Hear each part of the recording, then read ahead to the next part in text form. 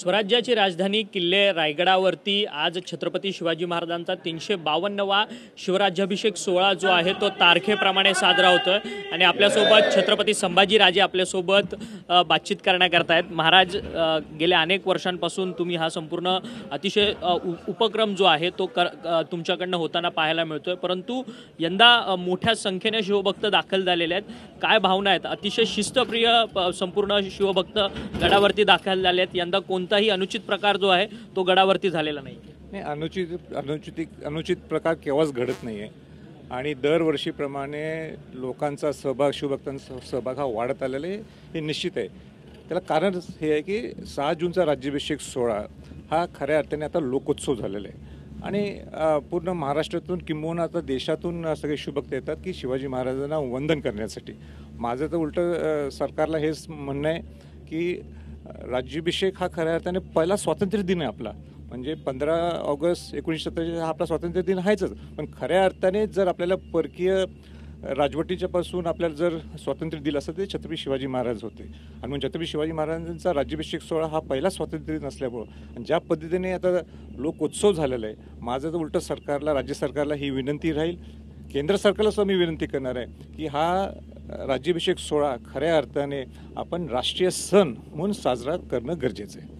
परंतु शिवराज्याभिषेक सोहळा जो आहे तो तिथीनुसार आणि तारखेनुसार साजरा होतोय, परंतु तारखेनुसार साजरा न व्हावा अशी मागणी जी आहे ती संभाजी भिडेंकडनं करण्यात आली आहे।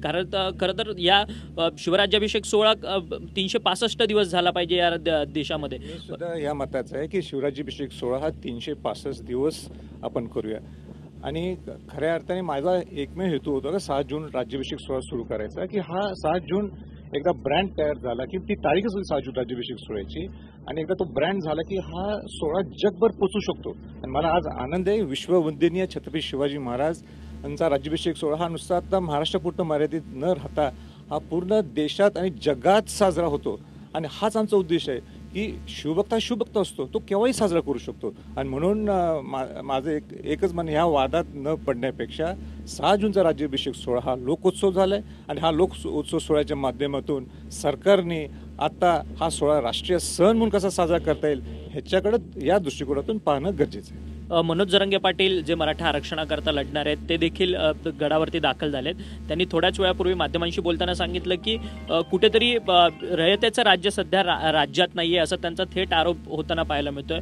संतोष देशमुख हत्या प्रकरणातल्या आरोपींना सोडण्याचंच काम या सरकारमधल्या मंत्र्यांनी केलं। मला आज राजकीय काही बोलायचं नाहीये। राज्याभिषेक सोहळा हा सर्वांचा आहे, सगळ्यांना निमंत्रण होतं, सगळ्यांनी यावं, मुख्यमंत्र्यांच्या पासून DCM पासून सगळ्या मंत्री खासदारांना सगळ्यांना निमंत्रण आहे आणि त्याचप्रमाणे सगळे ज्यांना जसं जमते त्याप्रमाणे सगळे राज्याभिषेक सोहळ्याला येतात आणि आम्ही त्यांचं स्वागत करतो। परंतु ज्या पद्धतीने तुम्ही गेल्या अनेक वर्षांपासून हा सोहळा साजरा करतायत, लाखो शिवभक्त रायगडावरती नेहमीप्रमाणे दाखल होतात, ही शिस्त कुठून येते हा सगळ्यात नेमका प्रश्न आहे, कारण की एवढ्या लोकांना कंट्रोलमध्ये ठेवणं अत्यंत जिकरीचं काम असतं। प्रशासन असताना देखील लोक मात्र फार शिस्तप्रिय आहेत, शिवभक्त हा मुळातच शिस्तबद्ध असतो, त्याला आपण एक व्यवस्थित टोनिंग, व्यवस्थित वळण देणं गरजेचं असते।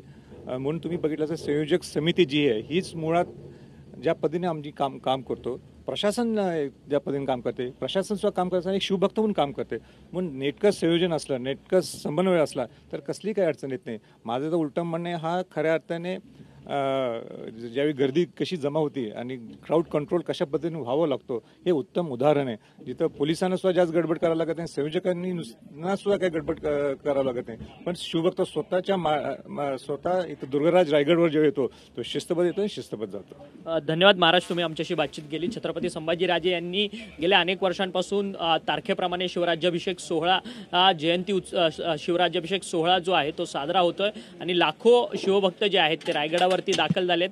कोणत्याही राजकीय बातचीत जी आहे यावेळेस मी करणार नाही असं मत जे आहे ते संभाजीराजे यांनी आपल्याशी बोलताना सुद्धा व्यक्त केलेलं आहे। व्हिडिओ जर्नलिस्ट योगेश गुरवसह अक्षय मंगटे, TV9 मराठी, मुंबई।